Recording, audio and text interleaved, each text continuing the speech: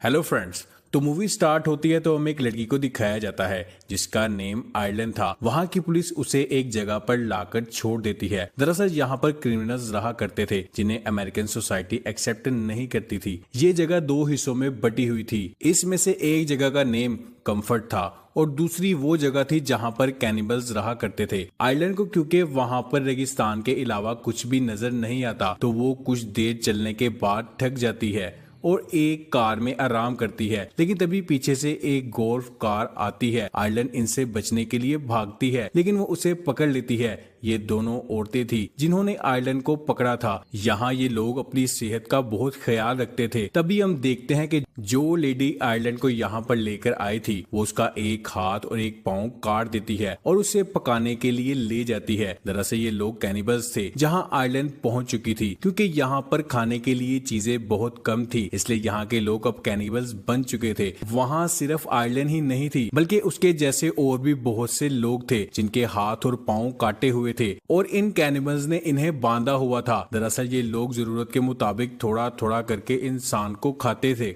अब क्योंकि आयरलन को भी इन्होंने बांधा हुआ था और वो बहुत ज्यादा डरी हुई थी और उसे इस बात का पता था कि अगर वो यहाँ से ना भागी तो कुछ ही दिनों में वो लोग इसे पूरा खा जाएंगे। इसलिए वो अपनी पूरी बॉडी पर अपना वेस्ट लगा लेती है। जब एक लेडी उसे इस गंदी हालत में देखती है तो वो उसे खोलकर नहलाने के लिए ले जाती है। लेकिन तभी आयरलन उसके पाँव पर अटैक करती है। जैसे ही वो नीचे गिरती है तो आयरलन उसके सर पर बार बार स्टैप करके उसे मार देती है। अब वो रेंगते हुए वहां से तो निकल जाती है। अब क्योंकि उसका ना तो एक पाँव था और ना ही एक हाथ था इसलिए वो ज्यादा दूर तक नहीं जा पाती और प्यास की वजह से बेहोश हो जाती है। तभी वहां एक बूढ़ा आदमी आता है और वो आयरलन को अपने साथ ले जाता है। दरअसल हर कोई इस बूढ़े आदमी को जानता था इसलिए कोई भी इसे कुछ नहीं कहता। अब जब आयरलन की आंख खुलती है तो वो खुद को कंफर्ट एरिया में पाती है जहाँ पर नॉर्मल इंसान रहते थे। अब हमें 5 महीनों बाद का सीन दिखाया जाता है जहां अब आयरलन बिल्कुल ठीक थी और उसने अपने पाँव की जगह एक आर्टिफिशियल पाँव लगाया हुआ था और अब उसके पास उसका अपना एक घर भी था।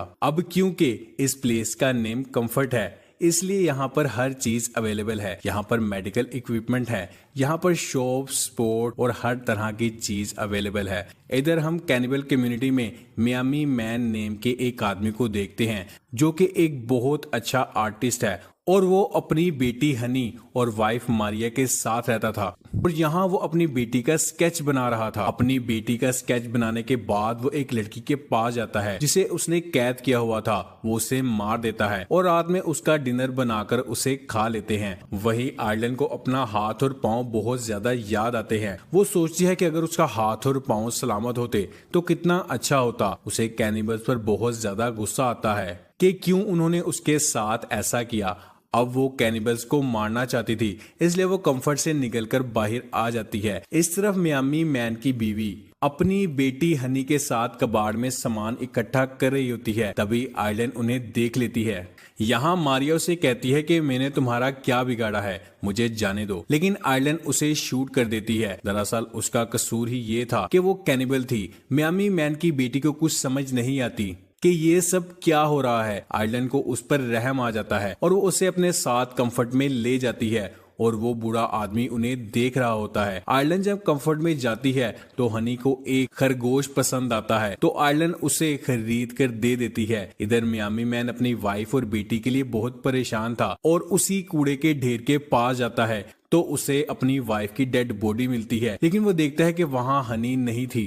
तभी वो वहाँ उसी बूढ़े आदमी को देखता है और अपनी बेटी की तस्वीर दिखाकर पूछता है कि क्या तुमने इसे देखा है। जिस पर वो कहता है कि मैं तुम्हें इसके बारे में बता सकता हूँ, अगर तुम मेरी भी एक पेंटिंग बनाओ। तो मियामी मैन उसे उसकी पेंटिंग बनाकर देता है तो वो उसे बताता है कि तुम्हारी बेटी कंफर्ट में है। लेकिन मियामी मैन वहां नहीं जा सकता था क्योंकि कैनिबल को देखते ही कंफर्ट में उसे मारने का ऑर्डर था। जिसके बाद हम हनी और आयरलन को देखते हैं जो कि कंफर्ट की एक पार्टी में जाते हैं जहाँ का सबसे अमीर इंसान ड्रीम था। वो कंफर्ट पर रूल किया करता था। दरअसल वो एक ड्रग स्मगलर था जिसका ड्रग लेने के बाद लोग अलग ही दुनिया में चले जाते हैं। अब यहाँ आयरलन भी उसका ड्रग ट्राई करती है, तभी हनी का रैबिट उससे छूट जाता है तो हनी उसका पीछा करती है और आयरलन से अलग हो जाती है। यहाँ ड्रीम उसे देखता है और हनी को अपने साथ ले जाता है। यहाँ ड्रग की वजह से आयरलन को बहुत अच्छा लगता है और वो कंफर्ट से बहुत दूर आ जाती है, जहाँ उसे मियामी मैन मिलता है। जब सुबह उसे होश आती है तो वो देखती है कि उसका आर्टिफिशियल पाँव मियामी मैन के पास है।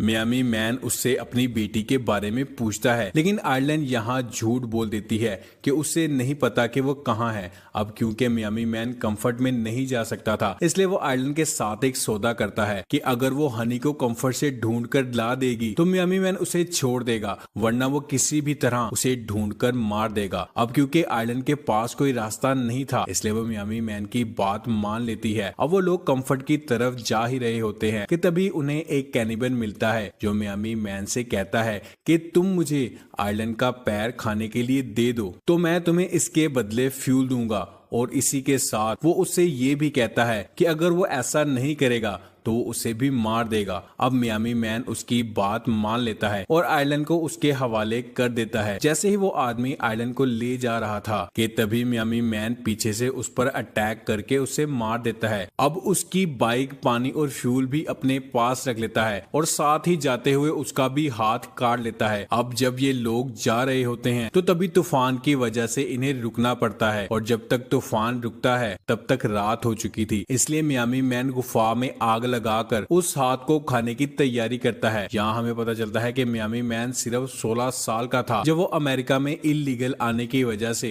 उसे यहाँ छोड़ दिया गया था। अब यहाँ ये दोनों एक दूसरे के काफी क्लोज आ जाते हैं कि तभी मियामी मैन को कोई गोली मार देता है और ये कंफर्ट का ही आदमी था और आयरलन को अपने साथ कंफर्ट में ले जाता है। आयरलन उसके साथ आ तो गई थी, लेकिन 2 दिन गुजरते हैं उसे मियामी मैन की काफी याद आने लगती है। दरअसल वो अब उससे प्यार करती थी और वो उसके साथ ही रहना चाहती थी। अब फिर से आयरलन उसी जगह आ जाती है जहां उसे मियामी मैन तो नहीं मिलता, लेकिन उसकी बुक मिलती है जिसे वो उठाकर कंफर्ट में ले आती है। उधर उस बूढ़े आदमी को मियामी मैन मिल जाता है जो कि बेहोश था। वो उसे एक कौवे को पकाकर खिलाता है ताकि वो ठीक हो सके। इधर जब आयरलन मियामी मैन की बुक को देखती है तो उसे उसकी बेटी की तस्वीर मिलती है जिसे वो फोटोकॉपी करवा कर ढूंढने लगती है, लेकिन उसे वो कहीं भी नहीं मिलती। तभी आयरलन हनी को ड्रीम की वाइफ के साथ देखती है तो उसे पता चलता है कि ड्रीम ने उसे अडॉप्ट कर लिया है और अब वो एक प्लान बनाती है और ड्रीम के मेंशन में जाती है जहां पर बहुत सारी लड़कियां थी जो ड्रग्स बनाती थी। और वो ड्रीम को कहती है कि वो भी ये काम करना चाहती है, जिस पर वो मान जाता है। अब आयरलन के पास ड्रीम की वाइफ आती है, तभी आयरलन वॉशरूम का बहाना बनाकर वॉशरूम में जाकर अपनी आर्टिफिशियल टांग में से पिस्टल निकालती है और ड्रीम की वाइफ को गन पॉइंट पर ले लेती है और ड्रीम से हनी को